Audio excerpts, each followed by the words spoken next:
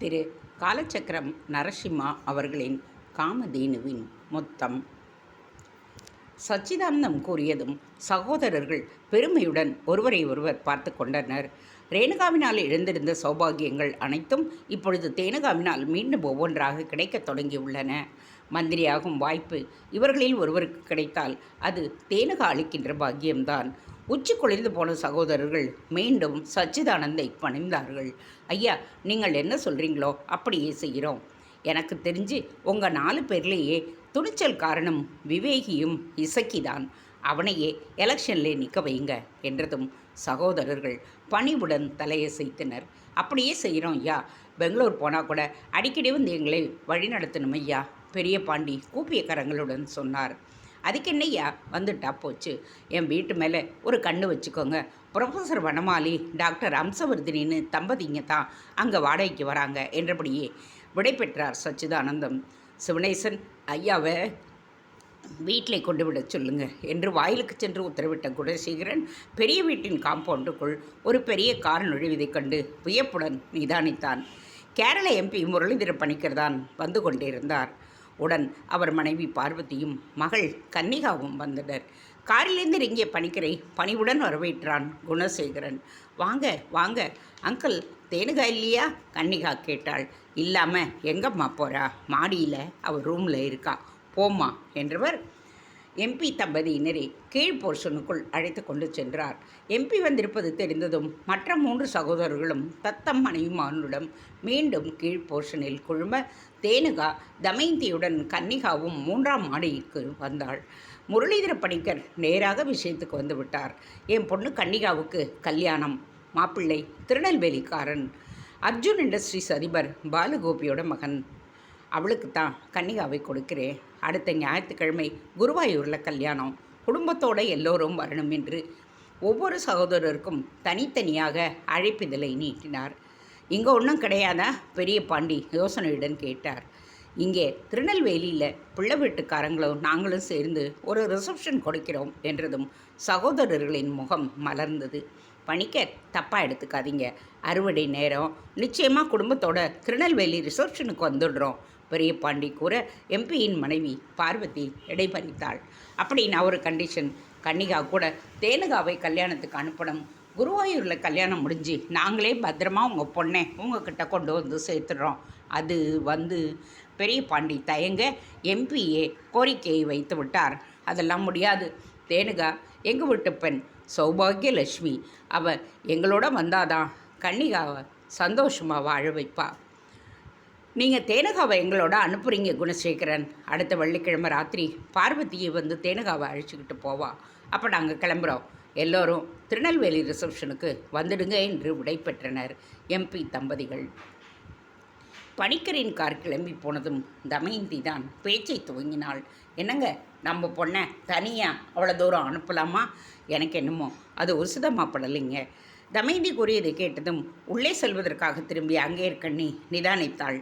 நல்லா இருக்கே தமயந்தி, உனக்குன்னு உயிராக பழகுறாங்க அவங்க. ஒன்னோட ஒருத்தர் கண்ணாலாம் கார்த்திகை அனுப்புனா என்னம்மா? அங்கே இருக்கண்ணி தான் கேட்டாள். நாம் என்னவோ அவளுக்கு கல்யாணம் செய்ய போகிறதில்ல. அப்படி ஊர் கல்யாணங்களுக்கெல்லாம் அவளை அனுப்பினோம்னா அவளுக்கு கல்யாண ஆசை வந்துடாதா? சாதுரியமாக அவளை மடக்கினாள் தமயந்தி. 3வது எண்ணி கலாவதி தமயந்தியின் கூற்றை ஆமோதித்தாள். தமை சொல்கிறதும் சரிதான். நாம் அவளுக்கு கல்யாணம் செய்ய போவதில்லை. அப்படிங்கிறப்ப எதுக்கு தேனுகாவை அனுப்பணும்? கலாவதி கேட்க மூத்த அண்ணி அங்கே இருக்கண்ணியின் ஜாலராவான 2வது அண்ணி கற்பகம் தன் பங்குக்கு தன் கருத்தை தெரிவித்தாள். அனுப்புறது நியாயம் இல்லை தான். ஆனால் எம்பி நமக்கு பல உதவிகளை செஞ்சுருக்காரு. அவரும் அவர் மனைவியும் நேராகவே வந்து அழைச்சிருக்கிறாங்க. நம்ம சார்பாக தேனுகா போயிட்டு வரட்டுமே.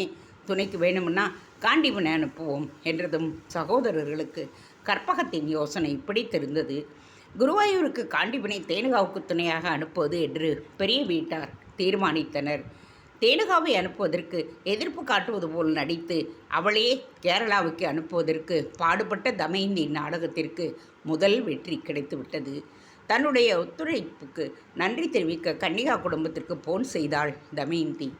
காமேஷா கும்பகோணத்தில் இருக்கிற என் தங்கை பேங்க் அக்கௌண்ட் நம்பர் தரேன், அவள் அக்கௌண்ட்டுக்கு 1000 ரூபாய் கட்டிடுறியா என்று பேப்பரையர் கேட்டுக்கொண்டதால் அவரது பைக்கில் பேங்கிற்கு சென்று கொண்டிருந்தான் காமேஷ். பாம் பாம் என்று தொடர்ந்து ஹாரன் அடித்தபடியே இவன் பின்பாக ஒரு கார் வர எரிச்சலுடன் இவன் அந்த காருக்கு வழி கொடுத்தான். ஆனால் அந்த காரை போட்டு இவன் காமேஷை கடந்து செல்லாமல் தொடர்ந்து ஹாரன் அடிக்க கடுப்புடன் பைக்கை நிறுத்திய காமேஷ் திரும்பி அந்த காரை நோக்கினான். காரை நிறுத்திய டிரைவர் சைடு கண்ணாடியை இறக்கி தன் கருப்பு கண்ணாடியை கழற்றி காமேஷை நோக்கி கையசைத்தான். காமேஷ் மலைத்து போனான். இவனுடன் பள்ளியில் படித்த அர்ஜுனன் தான் கையை அசைத்து இவனை அழைத்தான். பைக்கை ஒரு ஓரமாக நிறுத்திய அர்ஜுனை நோக்கி ஓட அவனும் காரில் இருந்து இறங்கி ஓடி வந்தாள். டேய் ஃப்ராடு, எப்படா இருக்க? காமேஷ் அர்ஜுனன் முகத்தில் ஓங்கி தட்டினான். ஒரு ஃப்ராடு எப்படி இருப்பான்? ரொம்ப நல்லா இருக்கேன். இந்த ஃப்ராடுக்கு தண்டனை கூட கொடுக்க போகிறாங்க. அர்ஜுன் சிரித்தான். என்னடா சொல்கிற? காமேஷ் வியந்தான். அர்ஜுன் கண்ணை அடித்து சிரித்து கொண்டு கையில் இருந்த அழைப்புதலை காட்டியதும் காமேஷ் புரிந்து கொண்டான். அட்ரா சக்க, யாருடா பொண்ணு? நீ பெரிய தொழிலதிபரோட மகன், உனக்கு கிடைக்காத பொண்ணா? ஃபாரினில் பொண்ணை பிடிச்சிருப்ப. காமேஷ் கிண்டல் அடித்தான். அதுதான் இல்லை, நம்ம ஊர் டவுன் காலேஜில் படித்த பொண்ணு தான், கேரளா எம்பி பணிக்கரோட பொண்ணு. ஒரு பார்ட்டியில் பார்த்தேன், ஐ லவ் யூன்னு சொன்னேன், சரின்னு சொல்லிட்டா. அடப்பாவி, நம்ம தமிழ்நாட்டிலேயே உனக்கு எம்பிக்களை கிடைக்கல. சரி, கல்யாணம் எப்போ? காமேஷ் கேட்டான். அடுத்த வாரம். இதோ இன்விடேஷன். நீ என்ன செய்கிற? மரியாதையாக ஒரு வாதம் என்னோட மாப்பிள்ளை தோழனா, நான் போகிற இடத்துக்கெல்லாம் வர்றேன். குருவாயூர், குமரக்கோம், திருநெல்வேலி. காமேஷ் யோசித்தான். கல்யாணத்துக்கு நிச்சயம் வரேன்டா. ஆனால் என்னை நம்பி ஒரு ஊனமுற்ற பையன் இருக்கான்டா, அவனைத்தான் நான் டெய்லி ஸ்கூலுக்கு அழைச்சிட்டு போகிறேன். நான் அவன் அப்பா கிட்ட கேட்டு பார்க்குறேன். திடீர்னு அவனை அப்படியே விட்டுட்டு வர முடியாதுடா. காமேஷ் சொல்ல அர்ஜுனின் கண்கள் அவனை பெருமையுடன் நோக்கின. ஸ்கூலில் எப்படி இருந்தியோ அப்படியே தான்டா இருக்கே. ஓ நல்ல மனசு யாருக்கு வரும்? நீ என்ன செய்வியோ எனக்கு தெரியாது. நீ தான் மாப்பிள்ளை தோழன், என் கூட நீ கேரளாவுக்கு வர்ற, அவ்வளவுதான் என்றபடியே தன் காரை நோக்கி நடந்தான் அர்ஜுன். தயங்கியபடியே தான் பேப்பரையரிடம் தன் நண்பனின் திருமணத்திற்கு போக வேண்டியதை சொன்னான் காமேஷ். பேஷா போயிட்டு வாடா காமேஷ், நானும் விசாலாட்சியும் விச்சுவை அழிச்சுண்டு பம்பாய் போகலாம்னு இருக்கோம். அவளோட அக்கா பிள்ளைக்கு கல்யாணம், அதனால் நீ ஃப்ரீ தான், விச்சுவை பற்றி கவலைப்படாமல் போயிட்டு வா என்று விடை கொடுத்தார் அவர். தங்கள் வாழ்வில் பெரும் திருப்பத்தை ஏற்படுத்த போகும் பிரயாணமாக அந்த கேரள விஜயம் இருக்கப் போவதை அறியாமல் தோழி கன்னிகாவின் திருமணத்திற்கு தேனுகாவும் நண்பன் அர்ஜுனின் திருமணத்திற்கு காமேஷும் சென்று கொண்டிருந்தனர்.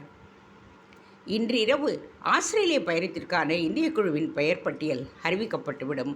டீமில் சந்தீப் சங்கரின் பெயர் இடம்பெறக்கூடும் என்று வெளிவந்திருந்த செய்தியை இதோடு 1000 முறை படித்திருப்பாள் சுபாங்கி. சந்தீப்பின் மனைவி சுபாங்கி தன் கணவன் இந்திய குழுவில் இடம்பெற்றதை பற்றி என்ன நினைக்கிறார்? மேடம், சந்தீப் ஆஸ்திரேலியா ஸ்குவாடில் இடம்பெற்றிருக்கிறாரே, அதை பற்றி இது எங்களுக்கு ஒரு வெட்டிங் கிஃப்ட். அவர் டூரின் போது ஃபோக்கஸ்டாக இருக்க வேண்டும் என்பதற்காக எனது சந்தோஷங்களை நான் தொடர்ந்து இழப்பதற்கு சித்தமாக இருக்கின்றேன். தான் இவ்வாறு பதில் சொல்ல வேண்டும் என்று தனக்குத்தானே கேள்வியை கேட்டுக்கொண்டு அதற்கான பதிலையும் கற்பனையிலேயே தயாரித்து வைத்திருந்தாள் சுபாங்கி. எந்த காரணத்திற்காக சந்தீப்பை திருமணம் செய்து கொண்டிருந்தாளோ அதற்கான பலன்களை அனுபவிக்கும் நேரம் வந்துவிட்டது. வாழ்க்கையில் உன்னால் ஜெயிக்க முடியவில்லை என்றால் ஜெயிப்பவருடன் உன்னை இணைத்துக்கொள்ள என்கின்ற வாழ்க்கை நடைமுறைப்படுத்தவே சந்தீப்பை திருமணம் செய்து கொண்டிருந்தாள் சுபாங்கி. சிறு வயதில் இருந்தே தான் புகழ் பெற வேண்டும், ஒரு செலிபிரிட்டியாக இருக்க வேண்டும் என்கின்ற ஆசை அவளுக்கு உண்டு. பத்திரிகை தொழில், சினிமா, பரதநாட்டியம் என்று பல துறைகளில் புகுந்து புறப்பட்டு அவளிடம் விசேஷ திறமைகள் எதுவும் பளிச்சிடாத காரணத்தினால் அவற்றிலிருந்து ஒதுங்க வேண்டி வந்தது. தன்னை டிவி கேமராக்கள் எப்பொழுதுமே விரட்டி கொண்டிருக்க வேண்டும் என்கின்ற ஆசையில் இருந்தவளை ஒரு பார்ட்டியில் சந்தித்தான் சந்தீப் சங்கர். அவனுடைய சினிமா காதலி தான்யா சௌத்ரி வராத காரணத்தால் சுபாங்கியுடன் சிறிது நேரம் பேசிக்கொண்டிருக்கலாமே என்றுதான் அவளுடன் உட்கார்ந்திருந்தான் அவன். அதை ஒரு பத்திரிகைக்காரன் படம் பிடித்து சந்தீப்பின் புதிய காதலி என்று தலைப்பினை தர அவ்வளவுதான் மீடியாக்காரர்களிடையே சுபாங்கியின் மவுசு ஏறிவிட்டது. அவளுடன் சந்தீப் பசியாக ஒட்டி கொண்டு விட்டாள். பொழுதுபோக்கிற்காக பத்திரிகைகள் சுபாங்கி மற்றும் தான்யாவிடமிருந்து மோதலை உருவாக்கிவிட சுபாங்கிக்கு புகழ் அதிகரித்தது. அவள் சந்தீப் சங்கரை திருமணம் செய்து கொண்டு விட்ட நிலையில் இப்பொழுது பத்திரிகையாளர்களுக்கு சுபாங்கி பெரிய ஸ்டாராக தோன்றவில்லை. இது தெரியாமல் அவள் பேட்டிகளுக்கு ஒத்திகை பார்த்து கொண்டிருந்தாள். ஃபோன் மணி ஒலிக்க சுபாங்கி மொபைலை எடுத்தாள். சுபாங்கி, சந்தீப் ஹியர். இன்னும் 1 ஹவரில் ஸ்குவாடை அறிவிச்சிடுவாங்க. அநேகமாக நான் இன்றைக்கி வர்றதுக்கு லேட் ஆகும். நீ சாப்பிட்டுட்டு படுத்துடு என்றான் சந்தீப். எங்கே போகிறீங்க? இன்டர்வியூஸ் கொடுக்கணும். I will have to thank board members, Sandeep சொன்னான். இன்டர்வியூஸ்க்கு நான் வேண்டாமா? சுபாங்கி கேட்டாள். டிவி ஸ்பைட்கெல்லாம் நீ எதுக்குமா? சந்தீப் திகைத்தான். Atleast don't forget to mention me. எரிச்சலுடன் ஃபோனை கட் செய்தாள் சுபாங்கி. 1 மணி நேரம் சென்றிருக்கும். சந்தீப்பின் பெயர் அறிவிக்கப்பட்டு விட்டதா என்பதை ரிமோட்டை கையில் எடுத்து சோதிக்க ஆரம்பித்தாள் சுபாங்கி. சரியாக ஃபோன் அடித்தது. அழைத்தது அவளுடைய அப்பா நித்யமூர்த்தி. சுபாங்கி, ஐ எம் சாரி, உன் ஹஸ்பண்ட் சந்தீப் இந்திய டீமில் இடம்பெறலை. நான் முன்னாடியே உனக்கு எச்சரிக்கை செய்தேன். He is not a devoted player. அவனுக்கு கிரிக்கெட்டில் மட்டுமில்லை, எதுலேயுமே டிவோஷன் கிடையாது. அட்லீஸ்ட் உங்ககிட்டையாவது டிவோட்டடாக இருக்கட்டும் என்று ஃபோனை கட் செய்தார். கல்யாணம் முடித்த உடனேயே இவள் அப்பா ரகசியமாக அவளிடம் கூறிவிட்டார். நரேந்திரநாத் கேட்டரிங்காகவும் நீ சந்தீப்பை லைவ் பண்ணுறேன் என்பதற்காகவும் தான் இந்த கல்யாணத்துக்கே நான் சம்மதிக்கிறேன். Otherwise he is not my choice. தன் கணவன் இந்தியன் ஸ்குவாடில் இடம்பெறவில்லை என்பதை அறிந்ததும் நிலை குலைந்தாள் சுபாங்கி. புகழ்பெற்ற கிரிக்கெட் வீரனாக அன்றாட தலைப்புச் செய்திகளில் சந்தீப் இடம்பெறுவான் என்று நம்பியிருந்த அவள் துவக்கமே சறுக்கலாக இருக்கின்றதே என்று கவலைப்பட்டாள். தன் கணவனின் மொபைல் அழைக்க முயன்ற பொழுது சுவிட்ச் ஆஃப் என்று தெரிவிக்கப்பட்டது. ஸ்குவாடில் இடம்பெறாத நிலையில் என்ன செய்து கொண்டிருக்கின்றான்? மீண்டும் செல்போன் அழைப்பு. வானேச கன்சஸோ தான் அழைத்தாள். என்றுமில்லாத திருநாளாக இப்பொழுது எதற்கு அழைக்கிறாள்? ஹாய் சுபாங்கி. Hi Vanessa. சுரத்தில்லாமல் ஒலித்தது சுபாங்கியின் ஹாய். டெல்மி வனேசா, என்ன விசேஷம்? I am not well. சுபாங்கிக்கு அவளுடன் பேசுவதற்கே இஷ்டமில்லை. ஐ நோ சுபாங்கி, உனக்கு எவ்வளவோ கஷ்டம் இருக்கும். சந்தீப் இந்தியன் ஸ்குவாடில் இடம்பெறலைங்கிறது எனக்கே டிப்ரெஷனை தருது. பட் நான் எதுக்காக ஃபோன் செஞ்சேனா, உன் கணவர் அதை பற்றி வருத்தப்பட்டதாகவே தெரியலையே. இங்கே ஃபிஷர்மேன்ஸ்க்கு ரிசார்ட்டில் அந்த நடிகை தான்யா சௌத்ரியோட ஜாலியாக நடனம் ஆடிக்கிட்டு இருக்காரு. எனக்கு அப்படி தெரியும்னு கேட்குறியா? அந்த ஈவெண்ட்டுக்கு ஏற்பாடு செய்கிறதே நான் தான். வனேசா சிரிக்க ஆத்திரத்தோடு செல்ஃபோனை கட் செய்தாள் சுபாங்கி. வனேசா இவளை பழிக்கு பழி வாங்குகிறாள். ஒரு நிகழ்ச்சிக்கு இவளது தந்தை நித்யமூர்த்தியின் ஸ்பான்சர்ஷிப்பை கேட்டு வனேசா வந்த பொழுது கூர்காய் விட்டு அவளை வெளியே போகச் சொன்னதுக்கு இந்த ஃபோன் கால் மூலம் பழி தீர்த்து கொள்ளுகிறாள். சுபாங்கியின் ஆத்திரமெல்லாம் சந்தீப்பின் மீது பாய்ந்தது. நிகேத்தை விட காண்பதற்கு சற்று சுமாராகத்தான் இருந்தான் சந்தீப். பணமும் அவ்வளவாக கிடையாது. இருப்பினும் வளர்ந்து வரும் கிரிக்கெட் வீரராக பணமும் புகழையும் வருங்காலத்தில் நிறைய சம்பாதிப்பான் என்றுதான் அவனுடன் பந்தத்தை ஏற்படுத்தி கொண்டாள். துவக்கமே சரியில்லை. அன்று ஒயாசிஸ் லஞ்சின் போது இவர்களது திருமணத்தை மேரேஜ் ஆஃப் கன்வீனியன்ஸ் என்று தானே நரேன் அங்கிள் கூறினார். இருவருக்குமே கோபம் வந்தது. ஆனால் அதுதானே இன்று உண்மையாகிவிட்டது. சுகுமார் தன் செக்ரட்டரியை அழைத்தாள். உனக்கு ஃபிஷர்மேன்ஸ்க்கு தெரியுமா? தெரியும் மேடம். உடனே என்னை அங்கே அழைச்சிக்கிட்டு போ. காரை நோக்கி நடந்தாள் சுபாங்கி. Danger Shuba madam on her way to ஃபிஷர்மேன்ஸ்க்கு. சுகுமார் சந்தீப்புக்கு எஸ்எம்எஸின் மூலமாக செய்தியை அனுப்பிவிட்டு டிரைவர் இருக்கையை நோக்கி நடந்தான். சுபாங்கியின் கார் அந்த காம்பவுண்டை விட்டு வெளியேறும் பொழுதே லெட்ஸ் கோ என்று நடன அரங்கை விட்டு தானியாவுடன் வெளியேறி கொண்டிருந்தான் சந்தீப்.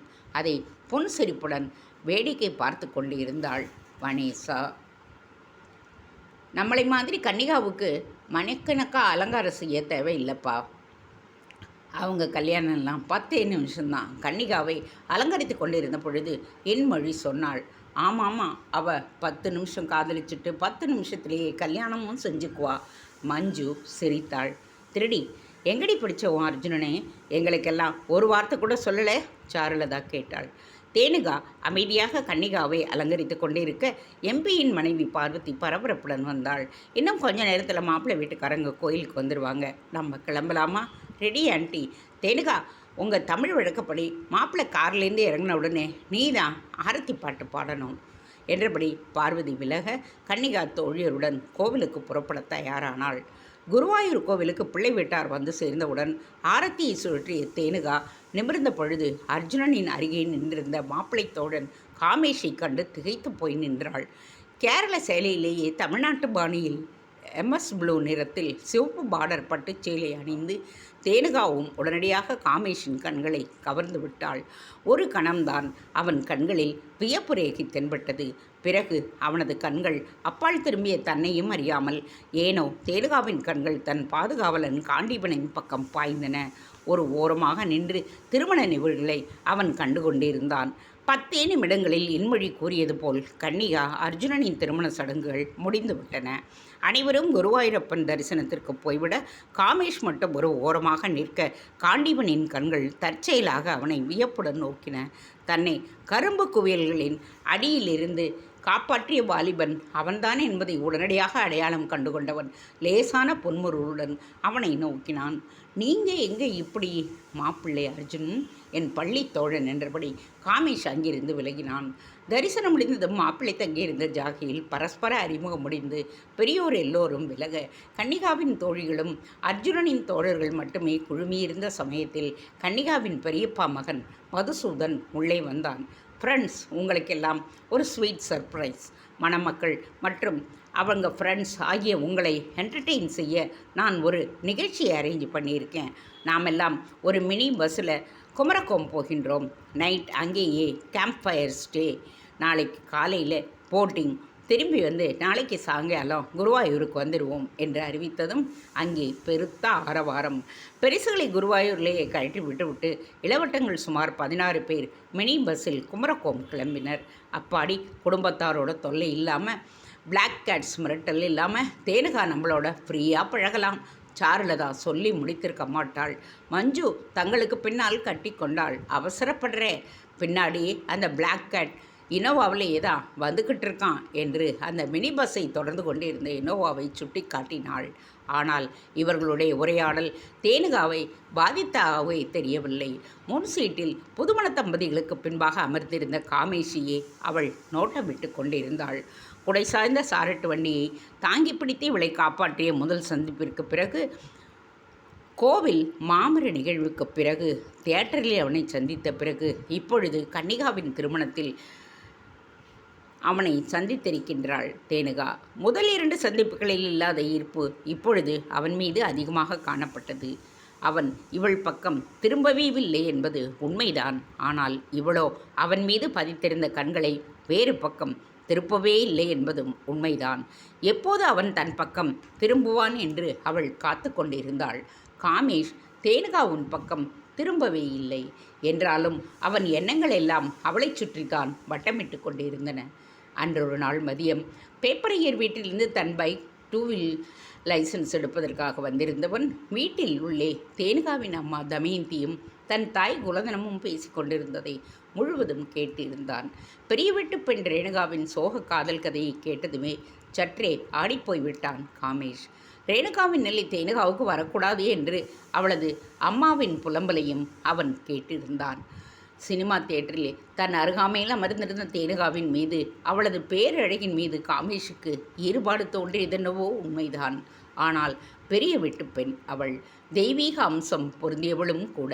அதே வீட்டில் கணக்கெழுதும் கணக்கு பிள்ளையின் மகன் இவன். கணக்கு பிள்ளையின் மகன் தங்கள் வீட்டு பெண்ணை கணக்கு பண்ணிவிட்டான் என்பது தெரிந்தால் பெரிய பிரச்சனைகள் மூடுமே. ரேணுகாவை போன்றே தேனுகாவும் தன் முடிவினை மர்மமான முறையில் தேடிக்கொள்வாளோ என்கின்ற எச்சரிக்கை உணர்வில் மனதில் தோன்றியிருந்த ஈர்ப்பை முளையிலேயே கிள்ளி எறிந்துவிட்டு பிடிவாதமாக அவள் பக்கம் திரும்பாமலேயே இருந்தான் காமேஷ். ஹீரோவாக சாகசங்கள் புரிய இவனாலும் முடியும். ஆனால் இவனது அவசரத்தினால் அந்த அப்பாவி பெண்ணின் உயிருக்கு ஏதாவது ஆபத்து நேருமோ, அதை அவன் விரும்பவில்லை. இதோ அர்ஜுனனின் தந்தையைப் போன்று இவனுடைய தந்தையும் ஒரு தொழிலதிபராக இருந்திருந்தால் இவனாலும் 3 வார்த்தைகள் ஐ லவ் யூ என்று சொல்லி அவளை கல்யாணம் செய்து கொண்டிருக்க முடியும். ஆனால் இவன் அப்பாவோ அவர்கள் வீட்டு திண்ணையில் அமர்ந்து அவர்களின் கணக்கு வழக்குகளை பார்த்து கொண்டு அவர்கள் விட்டெறியும் 500 ரூபாயை சம்பளமாக வாங்குபவர். 500 ரூபாய் கூட காலத்திற்கேற்ப தன் வடிவத்தை மாற்றிக்கொண்டு விட்டது. இவள் அப்பா மட்டும் இன்னும் பழையபடிதான் இருக்கின்றார். நன்றி, விசுவாசம் ஆகியவற்றிற்கு இலக்கணமாக. ஆனால் பொறுப்புகள் என்பதை பற்றி சிறிதும் கவலைப்படாதவராய். காமேஷும் திரும்பி பார்த்து தேனுகாவின் பேரழகை கண்களால் பருக வேண்டும் என்கின்ற ஆவல் இல்லாமல் இல்லை. ஆனால் அப்படி திரும்பினால் அந்த பெண்ணின் மனதில் புது புது அர்த்தங்களை தோற்றுவித்து விடுவான். தன் மீதே எரிச்சல் உண்டாக பஸ்ஸின் வெளியே பரவி கிடந்த இயற்கை காட்சிகளை ரசித்தபடியே சென்றான். காதலும் வேண்டாம், கல்யாணமும் வேண்டாம், இப்படியே பேப்பரையன் மகன் விச்சுவுக்கு ஊழியம் செய்து கொண்டு காலத்தை ஓட்டி விடுவோம். கோவூரை விட்டு வெளியே சென்றால்தானே சமூகத்தில் எல்லவும் மனிதனை மனிதன் விழுங்கும் கடும் போட்டியில் பங்கேற்கும் சூழ்நிலை உண்டாகும். பெண் என்பவளே இந்த உலகத்தில் இல்லை என்று நினைத்து கொண்டு விட்டால் காதல் எப்படி உண்டாகும் என்றெல்லாம் நினைத்தபடியே சென்று கொண்டிருந்தான் காமேஷ். குமரக்கோம் வந்ததும் அனைவரும் மினி பஸ்ஸிலிருந்து இறங்கினர். கன்னிகாவின் தம்பி எம்பியின் குடும்பம் என்று சொல்லி விசேஷ ஏற்பாடுகளை செய்திருந்தான். பெண்களுக்கு ஒரு ஜாகை, வாலிபர்களுக்கு ஒரு ஜாகை என்று டிலூப் என்கின்ற ரிசார்ட்டில் ஒதுக்கப்பட்டிருந்தது. பேக்வார்ட்ஸ் அருகாமையில் கேம்ப் ஃபயருக்கும் ஏற்பாடு செய்திருந்தான் மதுசூதனன். சற்று நேரம் குமரக்கோமை சுற்றி பார்த்துவிட்டு இரவு உணவுக்கு பிறகு கொழுந்துவிட்டு எரிந்து கொண்டிருந்த தீயை சுற்றி அனைவரும் அமர்ந்து கொண்டனர். அந்த பேக்வாட்டர்ஸ்க்கு அருகாமையில் அர்ஜுனனின் வலப்புறத்தில் காமேஷ் அமர்ந்திருந்தான். எதிர்ப்புறம் இன்மொழிக்கும் மஞ்சுவுக்கும் இடையே உட்கார்ந்து கொண்டிருந்தாள் தேனுகா. மதுசூதன் தலையசிக்க ஒரு கண்ணாடி சீசாவில் துண்டு காகிதங்களுடன் கொண்டு வந்து ஒரு ஸ்டூலின் மீது வைத்தான். ரிசார்ட்டைச் சேர்ந்த ஒரு பணியாள். மதுசூதன் தன் கைகளை பலமாக தட்டியபடி அனைவரின் கவனத்தையும் ஈர்த்தான். ஃப்ரெண்ட்ஸ், மணமக்களையும் சேர்த்து நாம் 18 பேர் இருக்கோம். நான் ப்ரோக்ராமை ஆர்கனைஸ் செய்கிறதால எனக்கு விதிவிலக்கு.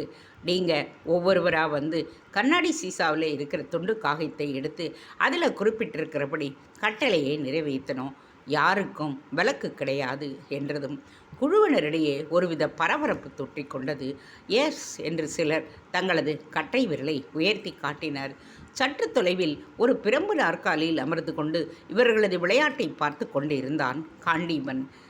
ஹியர் பி கோ, கன்னிகா நீதான் முதல்ல எடுக்கிற, மதுசூதன் கூறியதும் கன்னிகா சென்று சீசாவில் இருந்த துண்டு காகிதத்தை எடுத்தாள். மேஜையில் இருக்கும் கேக்கை உனக்கு பிடித்தவரின் முதத்தில் அப்பிவிடவும். கட்டளையை படித்ததும் குழுவினரிடையே சிரிப்பு. கெட் ரெடி அர்ஜுன், அவன் தோழர்கள் விசிலடித்து ஆர்ப்பரித்தனர். சற்றும் தயங்காமல் கன்னிகா மேஜையிலிருந்த கேக்கை முழுவதுமாக சுமந்து சென்று அர்ஜுனின் தலையில் அபிஷேகம் செய்தாள். ஒரே கலாட்டாதான். உடனடியாக பணியாளர்கள் தந்த ஈரத்துணியால் தன்னை சுத்தப்படுத்தி கொள்ள துவங்கினான் அர்ஜுன். அர்ஜுன், நெக்ஸ்ட் நீதான், மதுசூதனன் அறிவிக்க காமேஷ் தம்பதி நிம்மதியாக பெருமூச்சு ஒன்றை விட்டாள். கன்னிகா அர்ஜுன் என்று வாய்ப்புகள் வட்டமாகச் சென்று கடைசியாகத்தான் இவனிடம் வரும்போலும் அர்ஜுன் கண்ணாடி சீசாவின் அருகே சென்று ஒரு துண்டுச்சீட்டை எடுத்தான். உனக்கு பிரியமானவரை சுமந்து கொண்டு 3 முறை சுற்றி வா, கட்டளை சீட்டு கூறியது. வித் பிளஷர் என்ற அர்ஜுன் கன்னிகாவை தூக்கி கொண்டு 3 முறை குழுவினரை வட்டமிட்டான். அவ அபிஷேகம் செஞ்சா இவன் பிரதட்சணம் செய்கிறான் போல இருக்கு, மஞ்சு சொல்ல தேனுகா கலகலவென்று சிரித்தாள். அந்த சிரிப்பு சத்தம் எதிரே இருந்த காமேஷுக்கும் கேட்டிருக்க வேண்டும். கலகலவென்று சோழி உருள்வதைப் போல் இருக்கும் தேனுகாவை பிரமிப்புடன் பார்த்தான். சிரித்துக்கொண்டே தற்செயலாக அவன் புறம் பார்த்தாள் தேனுகா. அவளுடைய சிரிப்பு உறைந்து போனது. இருவருடைய பார்வைகளும் மீண்டும் கலந்தன. ஒரே ஒரு கணம்தான். காமேஷ் பலவந்தமாக தன் பார்வையை திருப்பிக் கொண்டு விட்டான். அர்ஜுனை தொடர்ந்து ஒரு வாலிபனை குடிகாரன் போல நடிக்கச் சொன்னது கட்டளை சீட்டு. ஒரு பெண்ணை அவளுக்கு பிடித்த ஒரு வாலிபனிடம் ஐ லவ் யூ என்று சொல்லச் சொன்னது கட்டளை சீட்டு. அவள் நேராக அர்ஜுனிடம் ஐ லவ் யூ சொல்ல ஒரே ஆர்ப்பாட்டம்தான். சற்று நேரம் கழித்து அடுத்ததாக மஞ்சுவின் வாய்ப்பு வந்தது. யாருடைய கன்னத்திலாவது ஓங்கி அடிக்கவும் கட்டளை சீட்டு கூறியது. தேனுகா, நல்ல வாய்ப்பு. நான் போய் உன் பிளாக் கட் தவளுடைய ஒரு அப்பட்டா அவனை கையை ஓங்கியபடியே மஞ்சு கேட்டாள். ஐயையோ, வேற வினையே வேணாம். தேனுகா அலறினாள். பின்ன நான் யாரை அடிக்கிறது? பிள்ளை வீட்டுக்காரங்க, மரியாதைக்கு உட்பட்டவங்க. கன்னிகா எம்பி பொண்ணு. ஒன்றை அடிக்கலான்னா நீ காமதேனோட அம்சம். யாரை அடிக்கிறது என்றவளுக்கு சட்டென்று ஒரு யோசனை தோன்ற இன்மொழியை நோக்கி சென்றவள் அவள் கன்னத்தில் மெதுவாக அறைந்தாள். சாரிடி, உன்னை விட்டால் எனக்கு வேற ஆள் கிடைக்கல என்றபடியே தன் இடத்திற்கு திரும்பிச் சென்றாள். இப்பொழுது தேனுகாவின் முறை. சற்றே தயக்கத்துடன் கண்ணாடி சீசாவை நோக்கி நடந்தாள் அவள். யார் இந்த பேரழகி என்பது போல் குழுவில் அமர்ந்திருந்த வாலிபர்கள் அவளை அமைதியாக இமை கொட்டாமல் பார்த்தனர். கமான் தேனுகா, சாருலதா குரல் கொடுத்தாள். தேனுகா துண்டுச்சீட்டை எடுத்து உறக்கப் படித்தாள். மது அருந்துபவர்களுக்கு கிளாஸில் விஸ்கி வைன் ஊற்றி பரிமாறவும் கட்டளை சீட்டு கூறியது.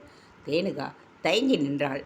தான் போய் குடிப்பவர்களுக்கு மது பரிமாறுவதா? எஸ், கமான், மது கோப்பைகள் மேஜை மேல் இருக்கு, மினி பார் பக்கத்திலேயே இருக்கு, கமான், அப்படியே எனக்கும் ஒரு கிளாஸ் என்றான் மதுசூதன். ரேணுகா தயக்கத்துடன் நின்றாள். அப்பொழுது காமேஷ் திடீரென்று எழுந்து மதுசூதனின் அருகே சென்று அவன் காதுகளில் கிசுகிசுத்தான். அவன் கூறுவதை கவனமாக கேட்டான். ஃப்ரெண்ட்ஸ், ஒரு சின்ன மாற்றம். லுக்ஸ் லைக் மிஸ் தேனுகா ஒரு டெம்பிள் கேர்ள். அவங்களை போய் ட்ரிங்க்ஸ் சர்வ் பண்ண சொல்கிறது தப்புங்கிறதால அவங்க ஒரு பாட்டு பாடிட்டு போயிடலாம். அவங்களுக்கு பதில் அவங்க வெல்விஷர் யாராவது ட்ரிங்க்ஸ் சர்வ் செய்யலாம் என்று மதுசூதனன் சொன்னதும் காமேஷ் விடுவிடுவென்று மினி பாரிலிருந்து விஸ்கி வைன் பீர் ஆகிய பானங்களை எடுத்து பலூன் கிளாஸில் நிரப்ப குழுவினரிடையே விநியோகித்தான். அவங்களுக்கு பதில் அவங்க வெல்விஷர் ட்ரிங்க்ஸ் பரிமாறலாம் என்று மது கூறியவுடன் காமேஷ் ட்ரிங்க் சர்வ் செய்வதை கண்டதும் பரவசத்துடன் மலைத்து போய் நின்று விட்டாள் தேனுகா. மிஸ் தேனுகா, ஒரு பாட்டு ப்ளீஸ். மது நினைவுபடுத்தியதும் அந்த இரவு நேர அமைதிக்கு பொருத்தமாக டைட்டானிக் பட Celine Dion every night in my dream I see you I feel you பாட்டை பாடத் துவங்கினாள். ஒரு கிராமத்து பறவை செலின் டியோனின் பாடலை மேல்நாட்டு உச்சரிப்பில் பாடுவதைக் கண்டு குழுவினர் மெய்மறந்து அமைதி காத்தனர். பாட்டின் தாக்கத்தினால் கல்யாண ஜோடியும் புதிதாக அமைந்திருந்த காதல் ஜோடிகளும் ஒருவரை ஒருவர் பார்வையாலே அணைத்து கொண்டிருக்க ஊசி விழுந்தால் சத்தம் கேட்கும் அளவு அமைதி அங்கே நிலவியது. கேம்ப்ஃபயர் அருகே இருந்த நேரில் சில இரவு பறவைகள் பாடும் நீராடும் ஒலிவைகளைத் தவிர வேறு ஒலி கேட்கவில்லை. தேன்காவின் இனிமையான குரல் அந்த ரிசார்ட்டில் எதிரொலிக்க ட்ரிங்க்ஸை விநியோகித்து கொண்டிருந்த காமேஷ் தன்னை மறந்து தேனுகாவையே பார்த்து கொண்டிருந்தான். அவள் பாடி முடிக்கவும் காமேஷ் ட்ரிங்க்ஸை பரிமாறிவிட்டு தன் இடத்திற்கு திரும்பவும் சரியாக இருந்தது. அனைவரின் கையிலும் ஒரு பலூன் கிளாஸ். ஆனால் காமேஷின் கையில் கிளாஸ் இல்லாததைக் கண்டு ஆறுதல் அடைந்தாள் தேனுகா. காமேஷ் தன்னை திரும்பி பார்க்காவிட்டாலும் அவனது உள்ளத்தில் தன்னை பற்றிய எண்ணங்கள் நிலவிக்கொண்டிருப்பதை அறிந்து திருப்தியுடன் தனக்கு அடுத்து அமர்ந்திருந்த இன்மொழிக்கு எண்ணச்சீட்டு வருகிறது என்று காத்திருந்தாள் தேனுகா.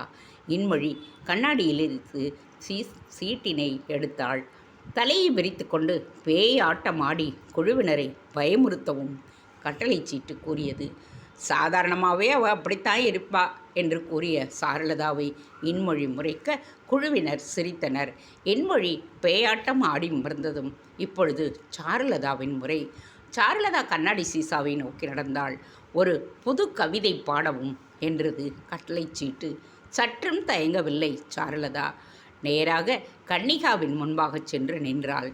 அர்ஜுனன் கை கன்னி வில்லே. இன்னும் சற்று நேரத்தில் தனி அறையில் குருஷேத்திர போர் மூளும். குழப்பத்தில் அர்ஜுனன் வில்லை கீழே எறிந்துவிடப் போகின்றான். கீதை சொன்ன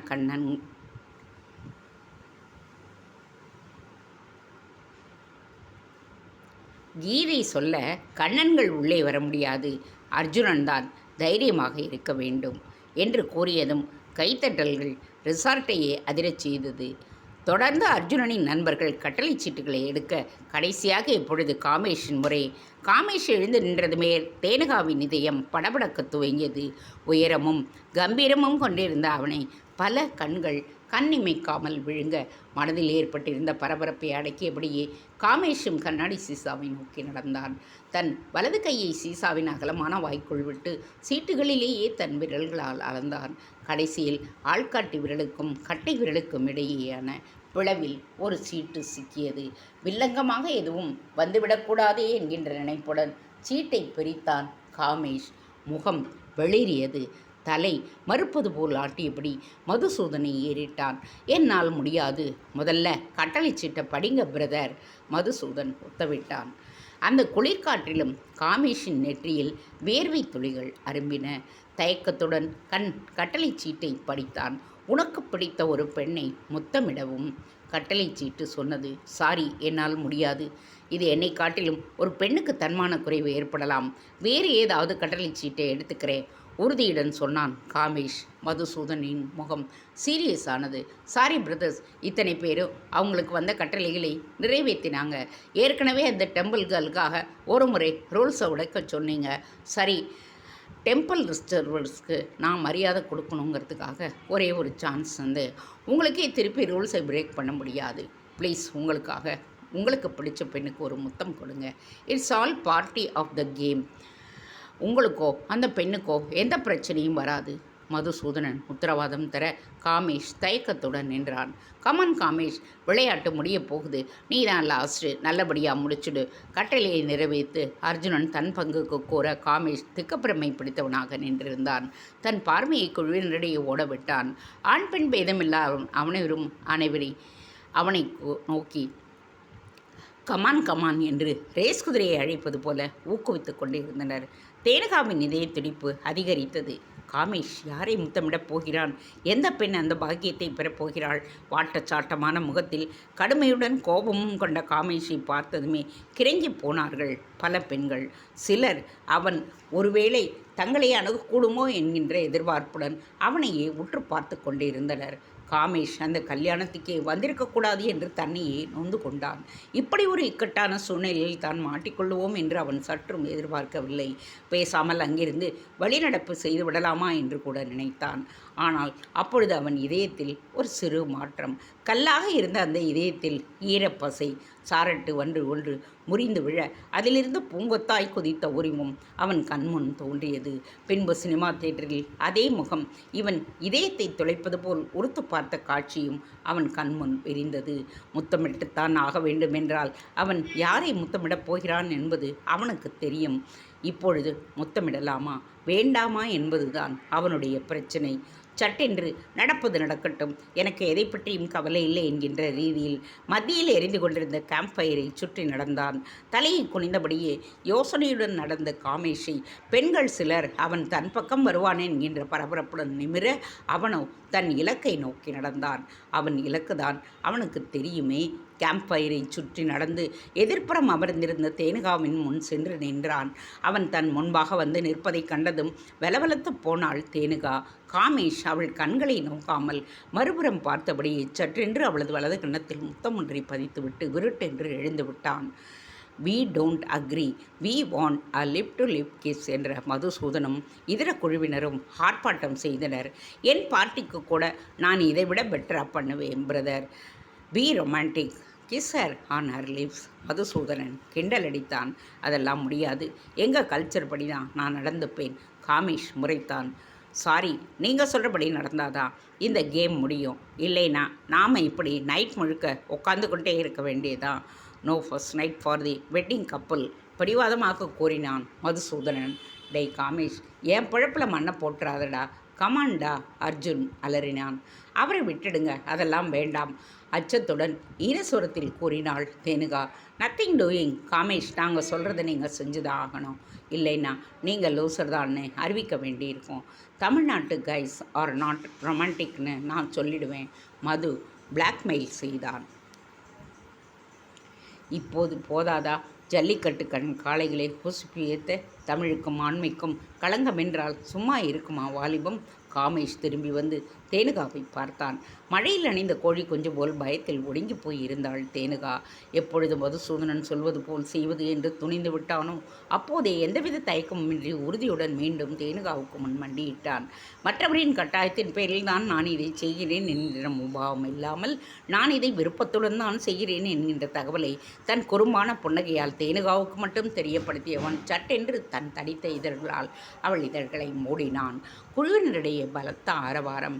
அந்த காட்சியின் தாக்கத்தில் அர்ஜுனும் கன்னிகாவின் பக்கமாக திரும்ப ரிசார்ட்டே அதிர கரகோஷம். தேனுகாவின் தோழி சாருலதா அவளை திகைப்புடன் பார்க்க இன்பழியின் முகத்தில் லேசாக பொறாமை. தேனுகா காமேஸ்வரனின் காமதேனுவின் முத்தமாக பெரும் பிரச்சனைகளை ஏற்படுத்த உள்ளதை அங்கே ஒருவருமே அறிந்திருக்கவில்லை. காமேஷ் தேனுகாவின் இதழ்களை முத்தமிட்ட பொழுது கோவூர் தேனுகாம்பாள் சன்னதியில் சங்கிலியால் பிணைக்கப்பட்டு இருந்த தூங்கா விளக்கு அருந்து விழுந்து கீழே உருண்டு விளக்கம் அணைந்து போனது. பெரிய வீட்டின் வாயில் மாட்டப்பட்டிருந்த காமதேனுவின் படம் கீழே விழுந்து நொறுங்கியது. காமேஷ் தன்னை முத்தமிட்டு விட்டு சென்ற அடுத்த நொடி தேனுகாவின் பதைபதைத்த பார்வை காண்டீபனின் பக்கம் திரும்பியது. அவன் தலை குப்பிர கவிழ்ந்து கிடந்தான். அவன் முன்பாக 2-3 காலி மது பாட்டில்கள் வரிசையாக நின்று கொண்டிருந்தன. காமதேனுவின் முத்தத்தை காண்டீபன் கண்டிருப்பானா? இல்லை, போதையில் காண தவறிவிட்டானா? வீடெல்லாம் வசதியாக இருக்குங்களா? இந்த வீட்டுக்காரர் ஹெட்மாஸ்டர்கிட்டே தான் நாங்கள் எல்லாருமே படித்தோம். நீங்கள் அவர் வீட்டிலே குடி வந்திருக்கீங்கன்னு கேள்விப்பட்டுட்டு ரொம்ப சந்தோஷப்படுறோம். 2 பேரும் டாக்டராக வேற இருக்கீங்க. இனிமே எங்களுக்கு என்ன குறை? வனமாலியிடம் பெரிய பாண்டி சொன்னார். ரொம்ப சந்தோஷம். ஹெட்மாஸ்டர் உங்கள் குடும்பத்தை பற்றி கூட சொன்னார். ஊர்லேயே மிகப்பெரிய குடும்பமாக காமதேனுவோட அருள் கிடைச்ச குடும்பம்னு கூட சொல்லிக்கிட்டே இருப்பார். அம்சவர்தினி தன் பங்குக்கு சொன்னாள். ஒரு முறை நீங்கள் எங்கள் பெரிய வீட்டு விருந்துக்கு வரணும். பெரிய பாண்டி அழைத்தான். நிச்சயமாக வர்றோம், வனமாலி கூறினார். அம்சவர்தினி கொண்டு வந்து கோப்பைகளில் ஏலக்காய் டீயை அளித்தாள். பாண்டி சகோதரர்கள் டீயை சுவைத்து மலைத்து போனார்கள். அடடே, ஏலக்காய் டீ பிரமாதம் என்றபடியே உறிஞ்சினார்கள். நீங்கள் 1000 தான் சொல்லுங்கள். பட்டணத்துக்காரங்க வாழ்க்கையை அனுபவிக்க தெரிஞ்சவங்க. பாருங்களேன், எங்ககிட்ட ஏலக்காய் இருக்குது, டீ இருக்குது, ஆனால் 2ஐயும் சேர்க்கத்தான் தெரியல, செந்தூர் பாண்டி சொன்னான். உண்மைங்க, ஒன்று சேர்க்காம பிரித்து வைக்கிறதுல என்ன சுவை இருக்க முடியும்? ஒன்று சேர்த்தா தான் சுவையே கிடைக்கும். அம்சவர்தினி சொல்ல சகோதரர்கள் குழப்பத்துடன் அவளை பார்த்தனர். அம்மா என்ன சொல்கிறாங்க? வனமாலி அரண்டு போய் அம்சாவை பார்த்தாள். அவள் சற்றும் அயரவில்லை. இல்லைங்க, சமையல் செய்யறச்சு புதுசாக ஐட்டங்கள் எல்லாம் தயாரிக்கணும். இதோடு அதை சேர்த்து பார்த்தா சுவையாக எப்படி இருக்கும்னு ஆராய்ச்சி செஞ்சு சமையல் செய்கிறது தான் எனக்கு பிடிக்கும். எலுமிச்சையும் டீயும் சேர்த்தா புத்துணர்ச்சி கிடைக்கும். ஆனால் நாம் எலுமிச்சையே உடலில் சேர்க்கறது கிடையாது. 100ல் 1 வார்த்தை அம்மா. சமையலில் ஆராய்ச்சி செஞ்சு சமைக்கணும்னு தான் என் ஆத்துக்காரி கறிக்குழம்பு வச்சா 4 நாளைக்கு கையை விட்டு மனம் போவாது என்று பெரிய பாண்டி பெருமையுடன் கூறினார். உங்கள் அம்மா இப்போவும் சமைக்கிறாங்களா? அம்சாவதினி கேட்டாள். இல்லைங்க, அதுக்கு சித்த சுவாதீனம் இல்லைங்க. ரூமுக்கு உள்ளார தான் கிடக்கு. எங்களோட பேசியே ஒரு யுகம் ஆகுது, இசைக்கு பாண்டி சொன்னான். என் புருஷன் கைராசியான மனோதத்துவ நிபுணர். அவர் நிச்சயமாக உங்கள் அம்மாவை குணப்படுத்திடுவார்.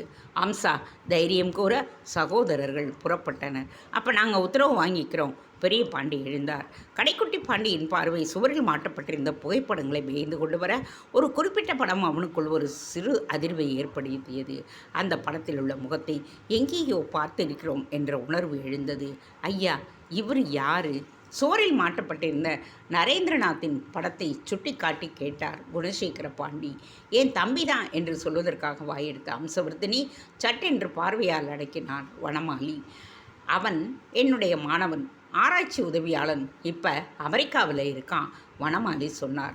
வனமாலி வீட்டிலிருந்து மீண்டும் பெரிய வீட்டுக்கு காரில் சென்று கொண்டிருந்தனர் பாண்டி சகோதரர்கள். நல்ல மனுஷங்களாக இருக்காங்க. இந்த மாதிரி ஒரு டாக்டர் தம்பதிகள் நம்ம ஊரில் இருக்கிறதும் நல்லதுக்குத்தான், பெரிய பாண்டி கூறினார். பணம் இருக்கு செலவழிக்க, அமைதியான வாழ்க்கைக்காக வசதிகளை விட்டுட்டு கோவூருக்கு வந்து வாழ்கிறாங்கன்னா ஆச்சரியமாக இருக்குது, செந்தூர் பாண்டி கூறினார். அதுதான் கொஞ்சம் சந்தேகமாக இருக்குது. எதுக்காக எல்லா ஊரையும் விட்டுட்டு நம்ம ஊருக்கு வந்தாங்க? அமைதியான இடம்னா சுவிட்சர்லாந்து போகலாம், இல்லைன்னா ஹிமாச்சல் பிரதேஷில், எதுவும் இல்லைன்னா ஊட்டிக்காவது போகலாம். நம்ம ஊருக்கு எதுக்கு வந்தாங்க? இசக்கி பாண்டி கேட்டான். நீங்களெல்லாம் கேள்வி கேட்குறீங்க, நான் பதிலையே கண்டுபிடிச்சிட்டேன். அந்த வீட்டில் மாட்டி இருந்த ஃபோட்டோ யாருடையதுன்னு கேட்டேன்ல? ஆமாம், அவரோட மாணவன்னு சொன்னாரே, முகத்தை நான் இன்னும் மறக்கலை. ரேணுகாவை இழுத்துட்டு ஓடுனானே அந்த மோட்டார் பைக் பையன், அவன்தான் அது. குணசேகர பாண்டி சொல்ல காரை ஓட்டி கொண்டிருந்த செந்தூர் பாண்டி திடுக்கிட்டு பிரேக்கை அழுத்த கார் குலுங்கியது. தேங்க்ஸ் ஃபார் வாட்சிங். Please subscribe.